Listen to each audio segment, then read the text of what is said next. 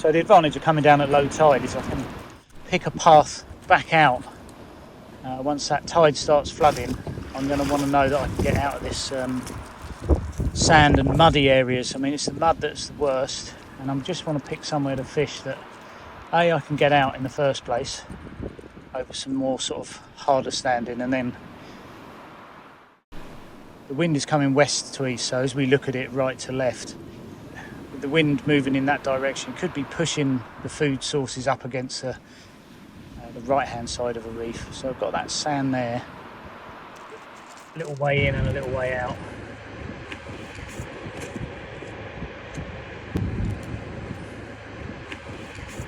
As the tide comes in, and it's worth making a note of somewhere on the land, maybe take a photo and know exactly what you're going to be fishing over with. So it's a really interesting way of fishing, to think that all of this dry stuff is going to be covered in water, and hopefully all the fish come in as well.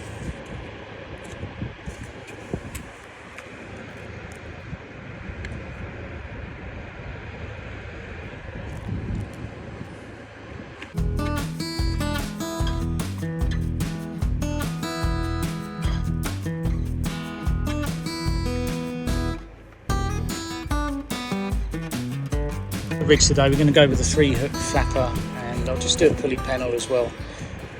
Bunch a load of lugworm on there for the bass. Handy, because if we do find any other baits around here, I might want to put that on the same rig as well. So yeah, like a 3/0 pulley pennel, casting short for the bass.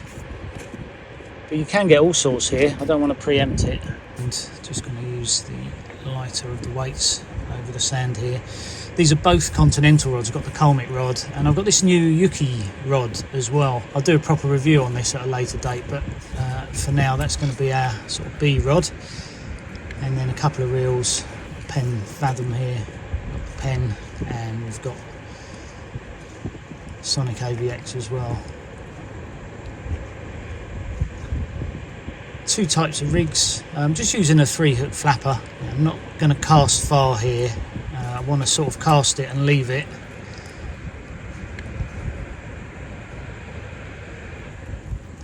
And just little fresh lug, they've just been gutted. Slide down a sequin and a stop knot on those. Stops the worm flying up that hook snood. It really is quite blustery out here.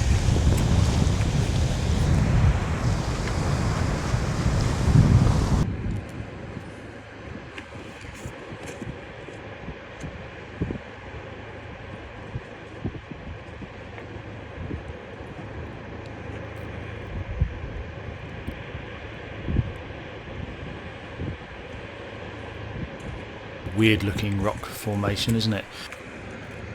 So just walking back here, just trying to find little spots where I might want to aim the bait once we get 2 or 3 foot of water over this. You can see here that water running off the land, so sort of following that in with the bait might be an idea. Let's have a little look for some crabs. Not the best spot for them here, but you never know. You won't find any peelers. A bit late in the year. Be some hard backs though.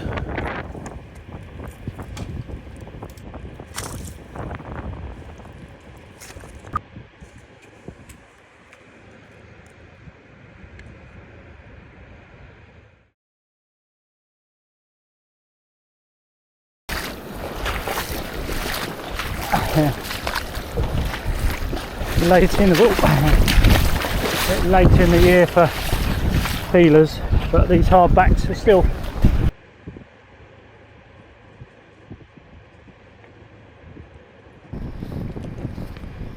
I suppose this is 6,000-year-old wood.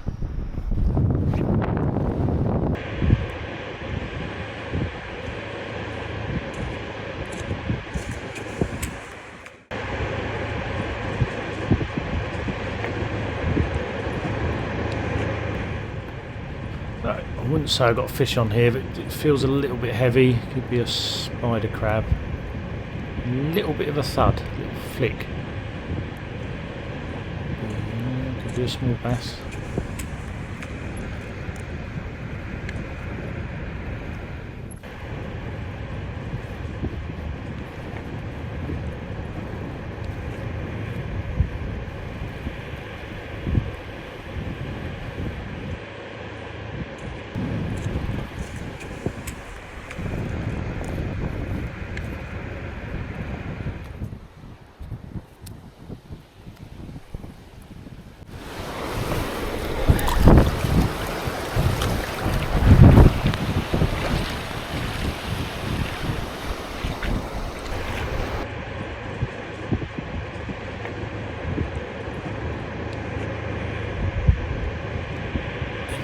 need to go a little bit deeper.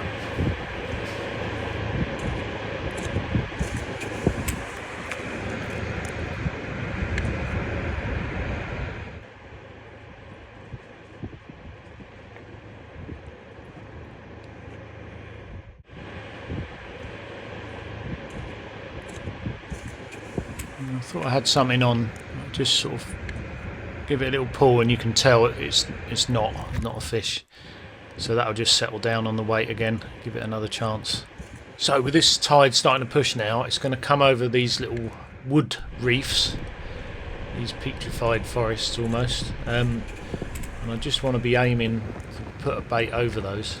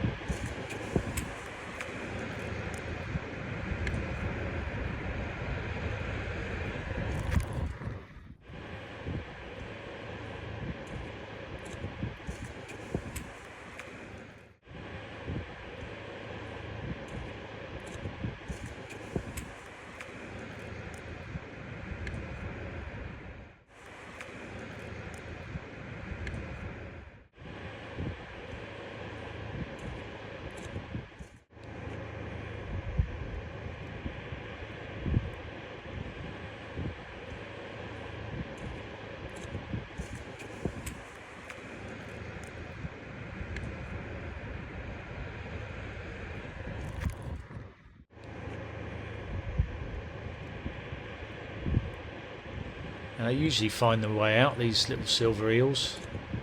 Funny little things, aren't they? Not the best of catches, but still an interesting species. So we are of course at Pett level today, between Hastings and Rye. There's ample parking here. You do really have to be careful though of walking back on the bigger tides. Make sure you don't get cut off. And in a minute we're going to be fishing off the beach, which is a better spot once the tide's up, 2 hours before and about 2 hours after high tide. And it's really a case of picking your spot. I mean, we've got to walk back now because of the flooding tide. I like to do one last cast, walk it back with the spool as full as possible. Maybe just drop down to one rod at this stage. You can see these little gullies starting to fill up now as well. Really interesting little venue. Well, that tide's really starting to come in now, so this will have to be the last cast, and then I'm going to walk back, empty out that spool of line. This is where it's helpful to have a big spool of line. Drop down to fishing with just one rod.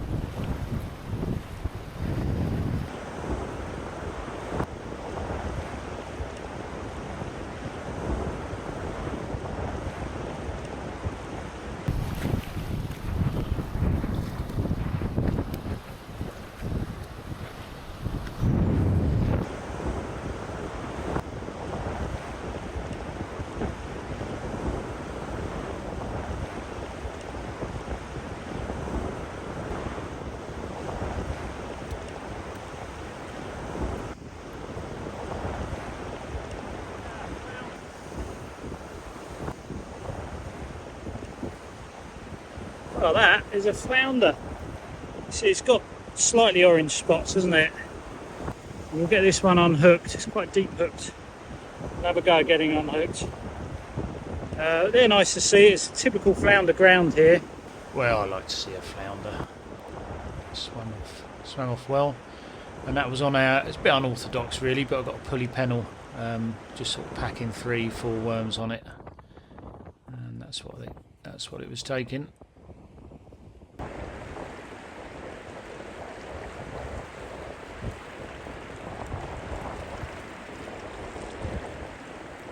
Using the Anglex head for this tripod. This is the Ian Gold's tripod. I do like the Anglex head. They do a couple of sizes, I think, and it certainly fits the Continentals. They do the cups as well. Loads of little attachments. Worth checking out. I'll leave a description for them underneath.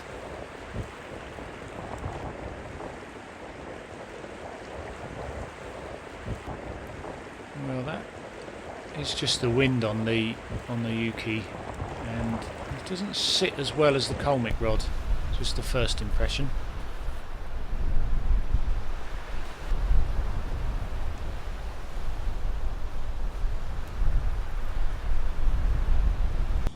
Razor shells there.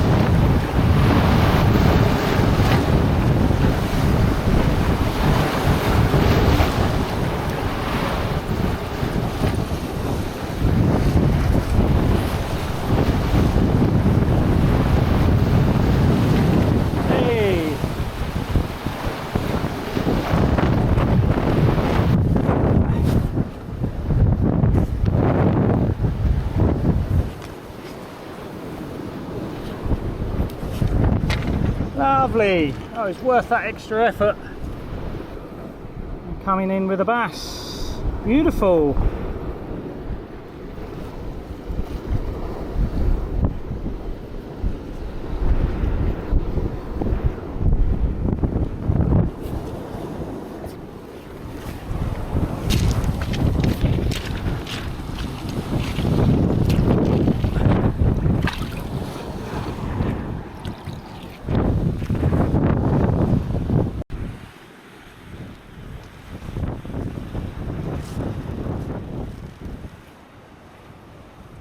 So we're obviously up now on the main beach bit.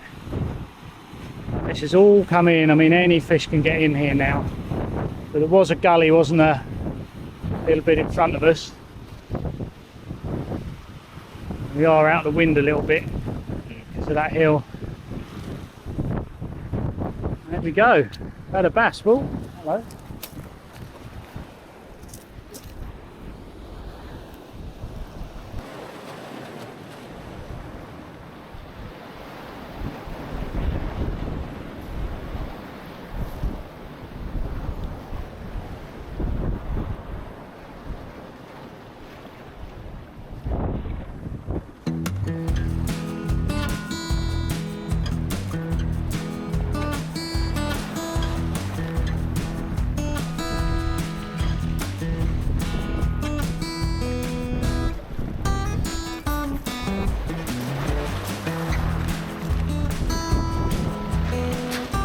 In that wind, but we managed 4 species, didn't we? You come back the same way you went in, and it reminds me of the optimism when you first start fishing. You're always optimistic when you first start, aren't you? Will I get a big fish? Well, we didn't have a big fish, but we did have 4 species, so I think I can be happy with that. Some people will say, oh, you didn't catch anything decent, mate, and that's true, but we did have a few little rattles on that rod tip and a few fish. So if you do like your fish a bit bigger, then you can watch this video here.